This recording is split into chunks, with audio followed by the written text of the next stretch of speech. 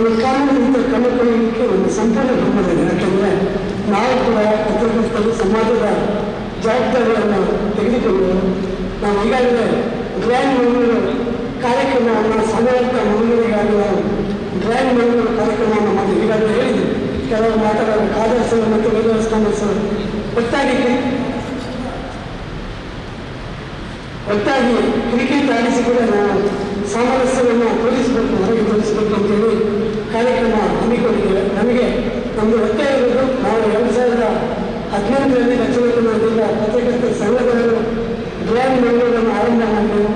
ಆದರೆ ಬೆಂಗಳೂರಲ್ಲಿ ಇದೇ ಬೆಂಗಳೂರನ್ನು ಡಿ.ಕೆ. ಶಿವಕುಮಾರ್ ಅವರು ಸೇರಿ ಇವತ್ತು 2023ರಲ್ಲಿ ಇದನ್ನು ಆರಂಭ ಮಾಡಿದಲ್ಲಿ ಸಾವಿರಾರು ಕೋಟಿ ರೂಪಾಯಿಗಳ ಅಭಿವೃದ್ಧಿಗೆ ಹಾಕಿದರೆ. ಆದರೆ ನಮ್ಮ ಮಂಗಳೂರು ಅಭಿವೃದ್ಧಿಗೆ ತಾವು ಸ್ಪೀಕರ್ ಅವರು ಮನಸ್ಸು ಮಾಡಿದರೆ ಇಲ್ಲಿ ಕೂಡ ಅಭಿವೃದ್ಧಿಗೆ ನಮಗೆ ಹೆಚ್ಚಿನ ಅನುದಾನ ಕೊಡಬೇಕು. ಅದರಲ್ಲೂ ಕೂಡ ನಾವು ಪ್ರವಾಸೋದ್ಯಮಕ್ಕೆ ಮತ್ತು ಹೆಚ್ಚಿನ ಉದ್ಯೋಗಾವಕಾಶ, ಯಾಕಂದರೆ ಸರ್ ಇಲ್ಲಿ ನಾವು ಪ್ರವಾಸೋದ್ಯಮ ನಾವು ಹೇಳ್ತೀವಿ, ಇದು ಡೆವಲಪ್ಮೆಂಟ್ ಬೇಕಾದರೆ ಇಲ್ಲಿ ಹಣ ಬರಬೇಕು. ಅದಕ್ಕೆ ನಾನು ತುಂಬ ಸರಿ ಒತ್ತಾಯ ಮಾಡಿದೆ. ಇನ್ವೆಸ್ಟರ್ಸ್ ಮೀಟ್ನಲ್ಲಿ ಪ್ರವಾಸೋದ್ಯಮ ರೆಸಾರ್ಟ್ ಮಾಡುವವರು ಯಾರಿದ್ದಾರೆ ಅವರಿಗೆ ಒಂದು ಅವಕಾಶಗಳನ್ನು ಮಾಡಿಕೊಡುವಂಥ ನನ್ನ ಒತ್ತಾಯ ಇದೆ. ಮತ್ತು ಇಲ್ಲಿ ಇನ್ನೊಂದು ಬೇಕಾಗಿರುವುದು ಸರ್ ಉದ್ಯೋಗಾವಕಾಶ.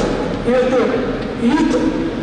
ಇನ್ಫಾರ್ಮೇಷನ್ ಸೆಂಟರ್ ಮಂಗಳೂರಲ್ಲಿ ಆರಂಭ ಆಗಬೇಕು. ಯಾಕೆಂದರೆ ನಾವು ನೋಡ್ತೀವಿ ಮಂಗಳೂರಲ್ಲಿ ಸಾಕಷ್ಟು ಕಾಲೇಜ್ ಇದೆ, ಬಟ್ ಶಾಲೆ ಡ್ರಾಪ್ ಔಟ್ ಆಗ್ತದೆ. ಬಟ್